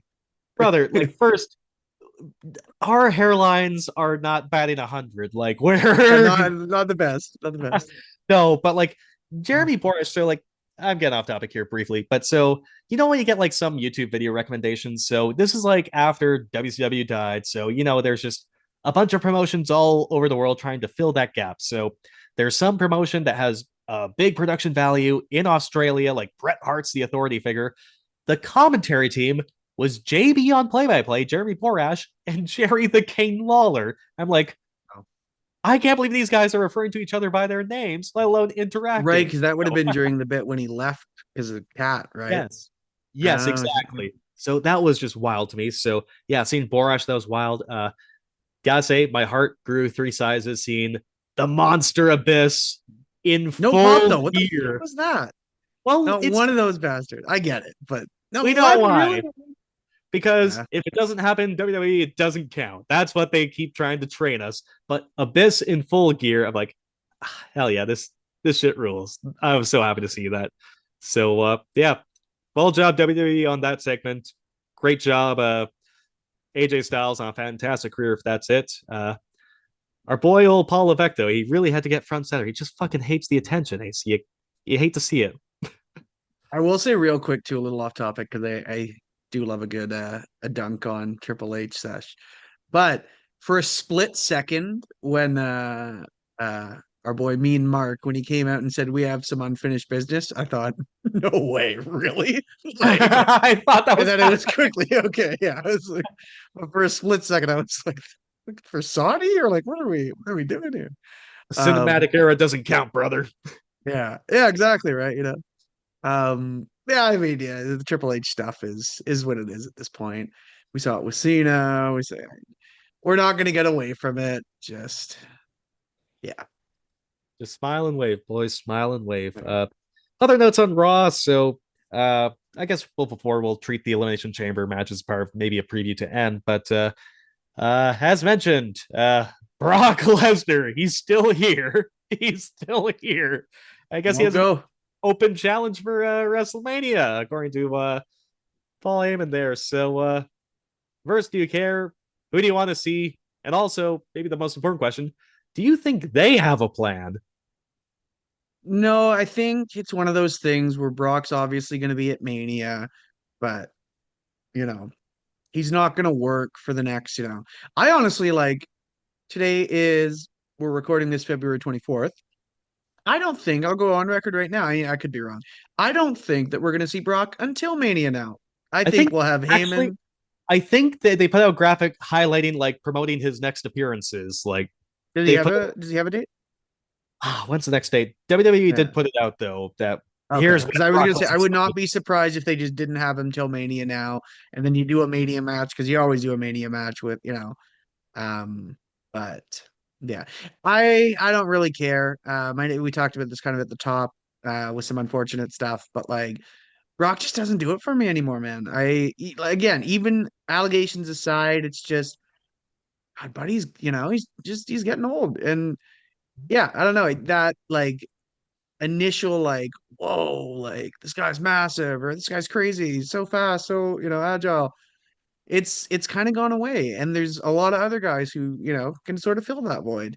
We'll see discourse, I think, from people talking about Obafemi, Gunther, but yeah, I'm not super stoked for it, but I guess we'll see. He will not be facing Bronson Reed because there's an ambulance going by my apartment building right now that may contain Bronson Reed because he's injured. The Vision is cursed. That's insane. I feel bad making jokes because a guy is hurt, but holy fuck, like you couldn't write this. Like, I forget who it was. I wish I could credit it. I did see one tweet now, because they were talking about with Lesnar, what does he do? The whole thing with Seth coming back. A lot of people were saying Seth might be back before Mania. It was going to be Braun Breaker. He went down. Okay, maybe Bronson Reed. That's obviously out now. Where somebody had said maybe just you do Brock Seth for the fuck of it. Like, what else do you really do? Like, yeah, you couldn't write this. Like, just such a string of shit luck, and my heart breaks for him, because it's yet another guy now that's missing out. But holy man, like It was you a simple got to spot knock too. on some wood or He was throw some breaking up a salt over your pin. shoulder. He was breaking up a pin. Like this guy, like when he did his tsunami off the cage at War Games, I'm like, yeah, that's a bad idea. Like, of course you're gonna get injured. He was just breaking up a pin here and he tore his bicep. Like, you can't make this stuff Just up. the And worst luck. And it's such a routine move. It's never the big stuff. yeah, Whenever you see those crazy moments in wrestling where, like it looks nuts, it looks crazy, it's usually safe. It's always these weird little things that just, breaking up a pin and rolling over. I remember even when I watched the video back, because I believe it's his right bicep, because I was thinking I was looking at his left because his left hits the ground first. So I was trying to figure out like where he like tears it because like it was his left that smokes the ground, so it must have just been during the swoop and this and just such bad luck.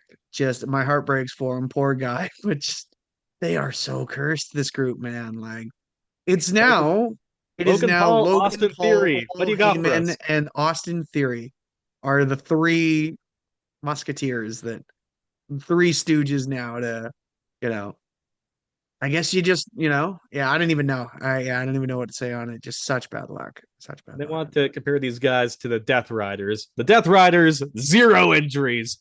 There, it's a Eh? blowout right now, 3-0. I should make jokes. Get well soon, Bronson Reed, and keep rehabbing Braun Breaker and Seth Rollins too. I guess the only other note on Raw, well, I guess before the last note on Raw, speaking of injuries, Bianca Belair put out an update saying that, like, it seems like she can finally begin the healing process after what seems to be a nightmare of dealing with a broken finger. I mean, small bones can be pretty intricate, but get well soon as well, Bianca Belair.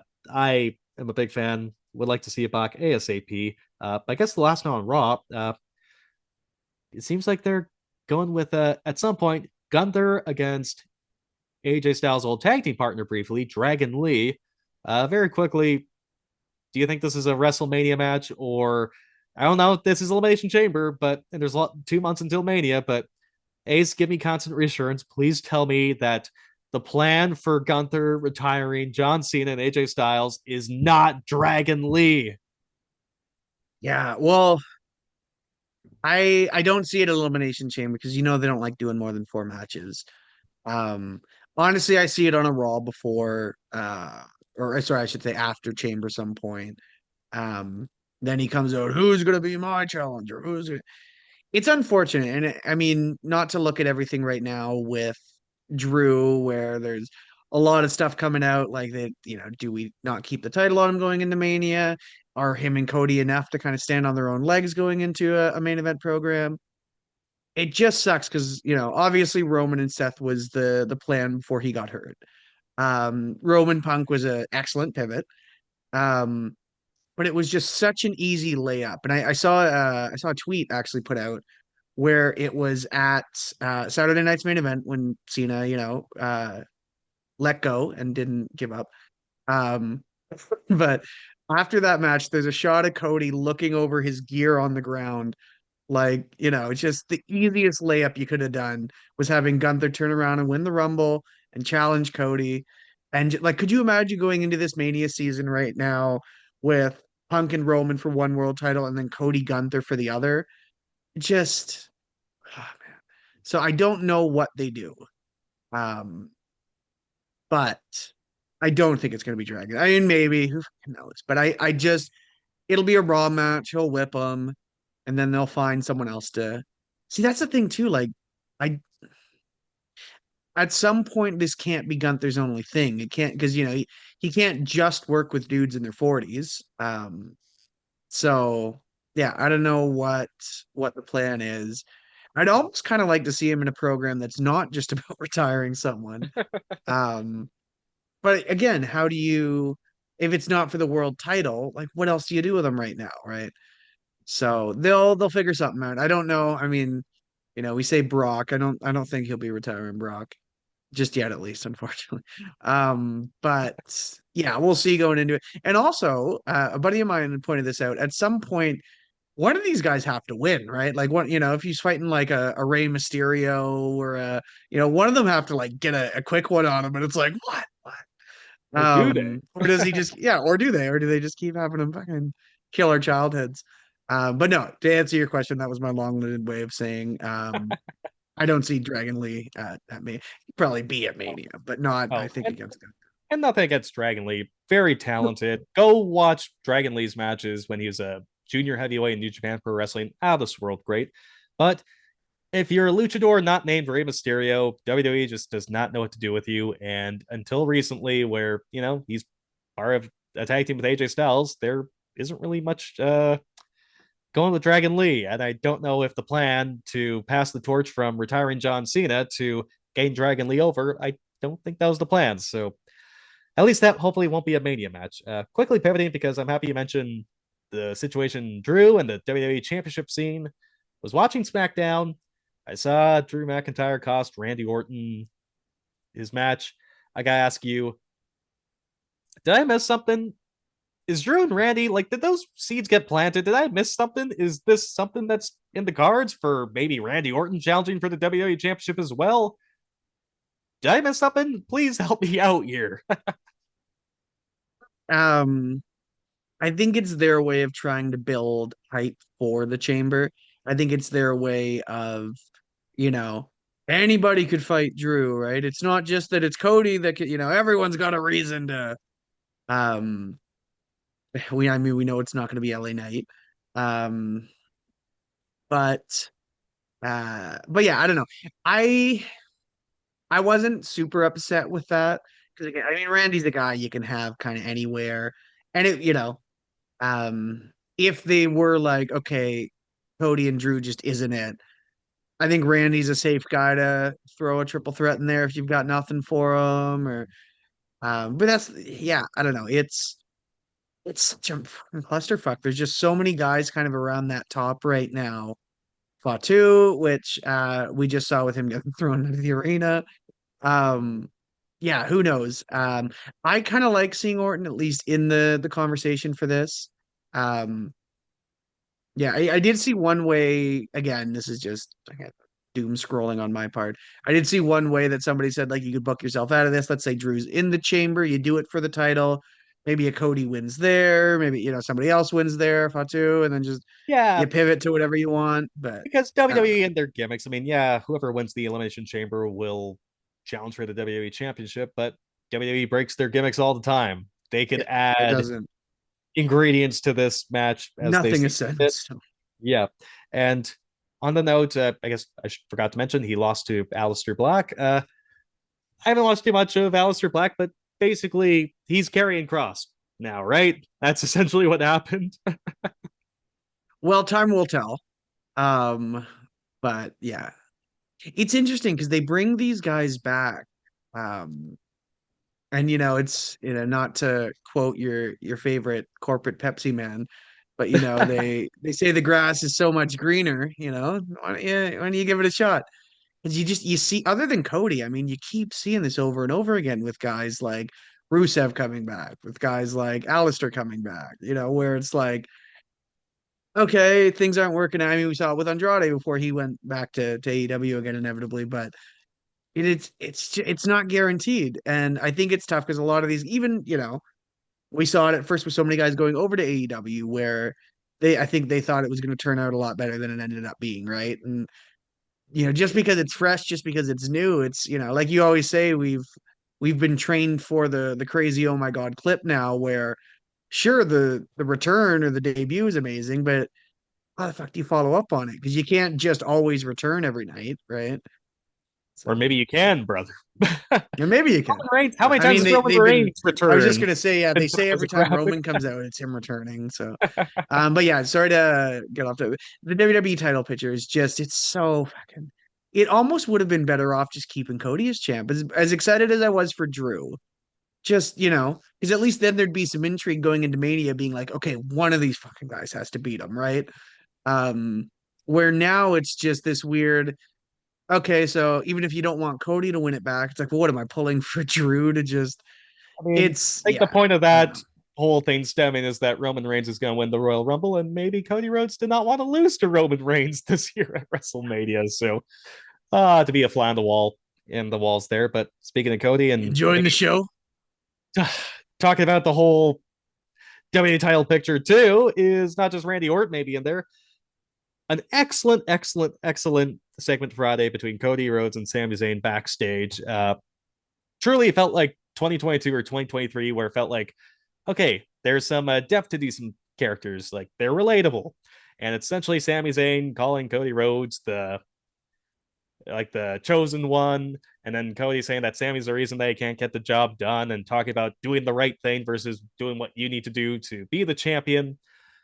It was interesting because when at the end Sammy apologizes to Cody eventually, and the crowd moaned, like they were like, get the fuck out, don't apologize to this guy afterwards. So I hope it doesn't lead to a Sami Zayn heel turn. I don't know if that's the play. And like, quite frankly, Sami Zayn, I mean, he lost to Drew McIntyre. He's the real losing loser who does nothing but lose, quite frankly. I don't know. It feels like they're trying to figure out maybe what works as a pivot, because I sincerely hope Drew McIntyre and Cody Rhodes again is not the final play. But between Jacob Fatu and apparently Randy Orton and Sammy, they're still trying to maybe see if there's a mix that might work for a main event. But I don't know. Do you think Sammy's getting in this picture somehow, some way? Is there maybe more ingredients, or are we just trying to gaslight ourselves into thinking this has to be better? This has to be better. No. Real quick, just kind of because I forgot about that segment. It was really well done, but what kind of made me chuckle was I saw a TikTok from a fan there who I'm guessing was dragged by her boyfriend. And it said it was filming that, and it said when you forget that wrestlers are just really active theater kids, and it's Sammy doing the whole like, and I'm just like, man, and that's just, and it took me. I was like, that's so fucking funny, and it killed the legitimacy of it for me because I just pictured Sammy. Yeah. That's why it's freaking, you hear like Paul Heyman, for example, we need to be nominated for Emmy Awards. Watch a fucking TV show. You know what? If they were going to be up for Emmys, be an actor. You're a wrestler for a reason. God. That being said, though, I will say the best wrestlers are usually the ones who can act, but it's not like, it's tough because it's one of those things where it is a little bit of maybe this is a topic for another day. It is a little bit of everything, but by no means is a wrestler an actor, I think, in that sense. But so many of them, I mean, we've seen it now 4 or 5 times, guys like Cena, Batista, obviously with The Rock, they translate very well. Edge, or Adam Copeland, because they have that, especially for improv, they've got that training. I mean, you look at something like theater too, like they're working in front of 20,000 people, staying in character while also getting thrown around like a rag doll, and no one's doing the sense. So like, I get where they say that, but at the same time, it's absolutely not acting. Raw's not and don't forget, with all those in our lifetime, those great performances you see of a guy like DiCaprio, you know, he's not doing it in one take, pal, in front of 20,000, and so it's a whole different world. That's true. It is a whole different world. So you're not getting a fucking Emmy anytime soon. That's just like, I hate to disregard, but sorry, Paul. Right. No, but and also Cody trained to be an actor before a wrestler too, so that's why he kind of translated doing pretty good promos at the end of the day too. So there's a lot of skills required, and there's crossover for sure. Yeah, not trying to discredit wrestlers entirely, but like, Paul, like, watch a TV show. Like, there are levels to this. You don't expect all the actors to just come in and just be able to call a match on the fly. Like, he's also very kind of off in his own world. So Austin Theory. Some people here. What? Yeah, I was gonna say some people like the sound of their voice more so than other people, and Paul Heyman is definitely one of them. Paul Heyman, especially nowadays, Jiminy Christmas.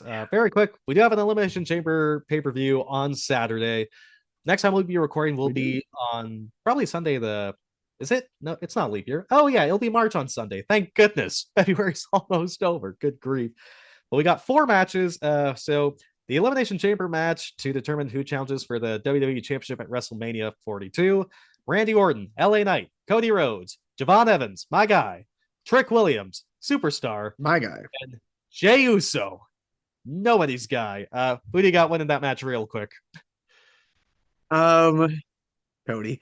I would like to see them do something else, but same thing like I said with fucking the Rumble is there's no point in fighting it.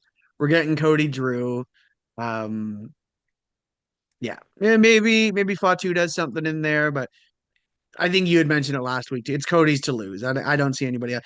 I would love to see a guy like Trick, but I don't think they're there just yet. No, not quite. But yeah. Cody, I mean, look at WrestleMania ticket sales. You still need your top babyface, but they could still add some ingredients afterwards, hopefully. Yeah. The other Elimination Chamber match challenging for the Women's Championship at WrestleMania 42. Oh, yeah, I guess it's thing quick just because I almost dropped my phone. This evaded my mindset just because it shows how much I'm invested in it. Liv Morgan challenging Stephanie Vaquer for the WWE Women's World Championship at WrestleMania. So the winner of this match will challenge Jade Cargill or whoever's the WWE Women's Champion is. Tiffany Stratton, Rhea Ripley, Alexa Bliss, Asuka, Kiana James getting the spot, and then Raquel Rodriguez. Who's your take? You know what's interesting? I kind of had Charlotte. And then obviously she didn't qualify. I guess you run back Tiffy, but again, that's just I don't know. I don't want to see that. Like, it'll be fine, but like I can't even count on Jade being in this match. I don't know. She did sell a lot for Jordan Grace on SmackDown recently, so I don't know. This is one where I'm wondering who wins here. You know what? When push comes to shove, go with the biggest star. Rhea Ripley would be my choice, just because really, I don't know, when I don't know what's going to happen, I'll always lean on the biggest star. So I'll say Rhea Ripley until proven otherwise. Speaking of women, Becky Lynch defending the Women's Intercontinental Championship against AJ Lee. I imagine that they're probably due for a rematch. So whether it's a WrestleMania or a little bit later, I think you still need the chase. So I'll go with Becky Lynch retaining the Intercontinental Championship against AJ Lee. Ace. I got AJ, and then with the rematch, you have Becky win the belt back. And then finally, the most suspense, a real coin toss, CM Punk in Chicago defending the World Heavyweight Championship against Finn Balor. Go either way. It's a toss-up. CM Punk wins this. I don't know if the Judgment Day will have more conflict and maybe hint at another breakup, but I'm sure maybe you see the Judgment Day try and interfere on behalf of Finn Balor. Finn doesn't want it. CM Punk still wins, and then maybe get Finn Balor and the rest of the Judgment Day at WrestleMania, maybe WrestleMania next year, because who knows with the timing and how long they'll want to draw this one out. Third inning, baby. Yeah, I don't think anybody's calling Finn. I'm sure there's maybe sure Finn's family want him to win. But yeah, nobody I know is expecting a boy Balor to take home the championship. But fun. I mean, I don't know. CM Punk. Yep. And then this won't be a match. I mean, we got maybe our 4 matches, but then maybe a 5th segment. There's a crate on that was shown. Oh, yeah. I'm surprised that is supposed to be opened at the Elimination Chamber. There is speculation that it was perhaps going to be Chris Jericho, but it's been reported. Who knows if this will continue to happen? That is reported during Chris Jericho's time away from AEW that his contract has been frozen. Usually you see that with wrestlers who are injured, say if you need 9 months to recover from a surgery. Okay, you still get paid during those 9 months, but your contract is extended by 9 more months. I want to get that time value out. So don't really see it too much with talent who are just taking time away. Usually, a lot of times, Tony Khan will just, especially if it's someone he's putting on ice to quickly, put on ice until their contract expires. Their contract won't be frozen. So who knows if that's the case with Jericho. Seems like the main favorite is Danhausen. Very nice, very evil to come out of a box. It seems like his AEW deal's up. Ace, are you excited for Danhausen? Do you want Danhausen? Is this going to be the gobbledygooker? What do you want to see from this frickin' crate? So I love Danhausen. I actually didn't hear that he was rumored for the crate. I don't see that personally. Tough Jack Wrestling exclusive. Yeah, we're breaking something to me. But no, times like this, I don't like to get my hopes up. Because I did hear about possibly Jericho. And then of course with him, but I just think it's gonna be something dumb. Like it's gonna be some sort of promotion for something or some new fucking specialty WrestleMania 42 championship belt you can buy for 3 grand. Um, it's I don't know if it's gonna be a wrestler. I know whatever I think it's gonna be, it's not, and it's gonna annoy me, and it's gonna be something else that's designed to take money out of my pocket. And, It'll be yeah, one gigantic dude wipe. So, there you go. That's actually, we could get some value out of that. Lord knows yeah. I we was need gonna say we could use them. Too good. Anyways, should be fun. Of course, that Saturday, I mean, for big shows the rest of the week, we got AEW Dynamite on the Wednesday, Collision on the Saturday, and then the big show on the Saturday, WWE Elimination Chamber from United Center in Chicago.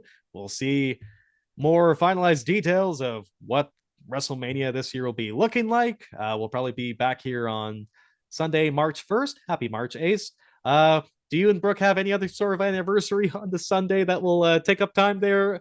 I don't think I got any overtime Actually, to deal with. I was gonna text you this afterwards. We might need to talk about that because our it's our tech weekend for Cyrano, which means Sunday we're doing levels all day, from like 8 a.m. to 8 p.m., Oh which my Brooke was god. also upset about because last year I missed her mom's birthday because of it, which was the second last year, and now it's the first.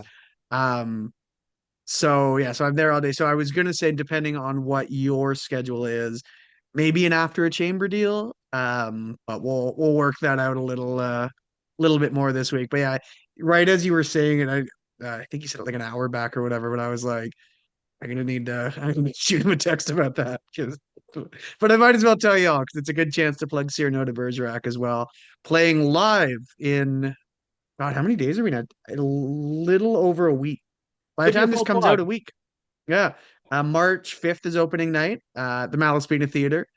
Yeah, we run, I think, until the 14th totally. So you've got what, 8 chances to come see us, 9 chances to come see us, and a matinee. So Holy yeah. smokes. I don't think Paul Heyman's seeing an Emmy anytime soon. I think you deserve a Tony But I might be, yeah, amid that schedule. But yeah, best of luck with that. So yeah, I'm sure we'll figure something out. I'll have the flexibility. I got the time. Wednesdays, Fridays, 3 or 4 Saturdays or Sundays a year. We can make it work. But yeah, in the meantime, I'll let you get to class or rehearsal or whatever you need to get through on this particular Tuesday. For Corey Ace Trelaw, I'm Aaron Schultz. Thank you for sticking with us. This is Cup Check Wrestling. We're the big boys. Play with each other.